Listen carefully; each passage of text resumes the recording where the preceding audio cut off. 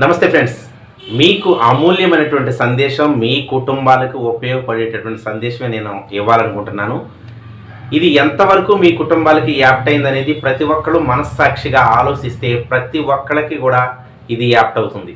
అదేంటంటే రోజు రోజుకి మానవ సంబంధాలు మంట కలిసిపోతున్నాయి, కుటుంబ బంధాలు కూలిపోతున్నాయి. అవునా కదా? ఎలానంటే అన్నదమ్ముళ్ళు ఉన్నారు అంటే పెళ్ళయిన దాకే అన్యోన్యంగా ఒకళ్ళు అండర్స్టాండింగ్ ఉంటున్నారు. పెళ్ళైన తర్వాత వాళ్ళ భార్యల వల్ల కావచ్చు, వాళ్ళల్లో కూడా కల్మషాలు తయారయ్యి విడిపోవటం జరుగుతుంది. Yes or no? ఎందుకంటే మీకు తెలిసి ఇది ఎంతవరకు అన్నదమ్ముళ్ళు స్నేహంగా ప్రేమగా ఉంటున్నారు, ఉండట్లేదని చెప్పొచ్చు. అదేవిధంగా ఇంకా మనం చూసినట్లయితే అన్నదమ్ములతో పాటు అత్తా కోడల మధ్యగా పచ్చగడ్డేస్తే బొగ్గుని అంటది. అది మీకు తెలుసు విషయం. ఎందుకంటే కోడలంటే బయట నుంచి వచ్చింది అనేటటువంటి భావన ఉంటుంది. తర్వాత ఇలా ఈగో హర్ట్ అవుతుంది. నేను చెప్పినట్లే వినాలి అనేటటువంటి భావనలో అత్తలు ఉండటం కూడా సమంజసం కాదని నేను అంటాను. ఇంకో విషయం ఏంటంటే కోడలు కూడా వచ్చిన తర్వాత నా భర్త నా చెప్పు చేతంలో ఉండాలి, నా భర్త నేనే సపరేట్గా ఉండాలి, కానీ ఈ కుటుంబం ఏంటి అని చెప్పేసి ఆలోచన చేస్తూ సింగిల్ ఫ్యామిలీ, సపరేట్ ఫ్యామిలీ పెట్టుకోవాలనేటువంటి ఆలోచనలో ఉండటం వల్ల మరి ఉమ్మడి కుటుంబాలు కూడా విచ్ఛిన్నం అయిపోతున్నాయి. ఒక్కసారి సంయమనం పాటించి ఉమ్మడి కుటుంబం మీన్స్ ఏంటంటే కలిసి ఉండటం అని అర్థం.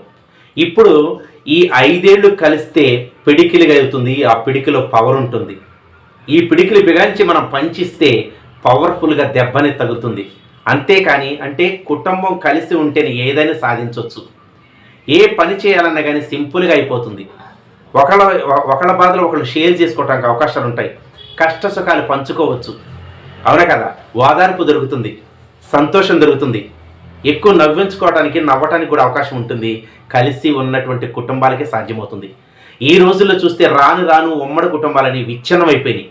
కల్మషాలు, కుట్రలు, భేదాభిప్రాయాలు, ఈగో ఫీలింగ్స్ ఇవన్నీ పెట్టుకొని విచ్ఛిన్నమై విడిపోతూ ఉన్నారు. అన్నదమ్ములు విడిపోతున్నారు. తర్వాత అత్త కోడళ్ళు కూడా వాళ్ళ మధ్యన కూడా వైరుధ్యాలు ఏర్పడి భేదాభిప్రాయంతో విడిపోతూ ఉన్నారు. అశాశ్వతమైనటువంటి ఈ జీవితానికి కక్షలు, కార్పణ్యాలు అవసరమంటారా? ప్రేమగా జీవించడమే ముఖ్యం. ఎందుకంటే శాశ్వతం కానే కాదు ఈ జీవితం.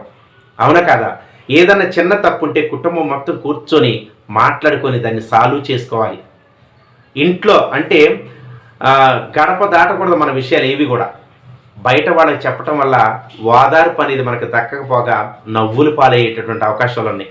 కాబట్టి ఫ్రెండ్స్, మీరు మీ కుటుంబాలు అన్నదమ్ములు కావచ్చు, తల్లి కూతురు కావచ్చు, అక్క చెల్లెలు కావచ్చు, తర్వాత తోడి కోడళ్ళు కావచ్చు, అత్త కోడళ్ళు కావచ్చు, మీరంతా కలిసి ఉండండి, సంయమనం పాటించండి, హ్యాపీగా జీవించండి.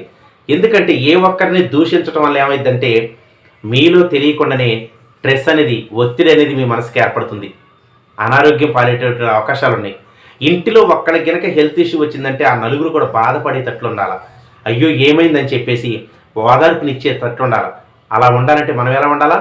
ఆ నలుగురిని సమన్వయంగా ప్రేమగా చూస్తేనే ఆ ప్రేమ మనకు అందిద్ది.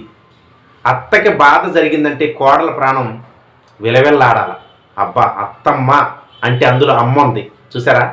కోడలంటే ఎవరో కాదండి, కూతురు లెక్క చూసుకోవాలి. దయచేసి అలా చూసుకోండి. ప్రతి కుటుంబంలో తారతమ్యాలు ఉంటాయి, కానీ ఒక్క నిమిషం మంచి మనసుతో ఆలోచిస్తే మీ కుటుంబమే మహోన్నతంగా ఉంటుంది. మీ గ్రామంలో మీ కుటుంబం ఉత్తమ కుటుంబంగా, ఆదర్శవంతమైనటువంటి కుటుంబంగా విలసిల్లుతుంది. అంటలో ఎంత మాత్రం అతిశయోక్తి లేదు. 10 మంది మెచ్చుకునే కుటుంబంగా ఉంటే దానికి మించిన ధన్యత ఏముంది?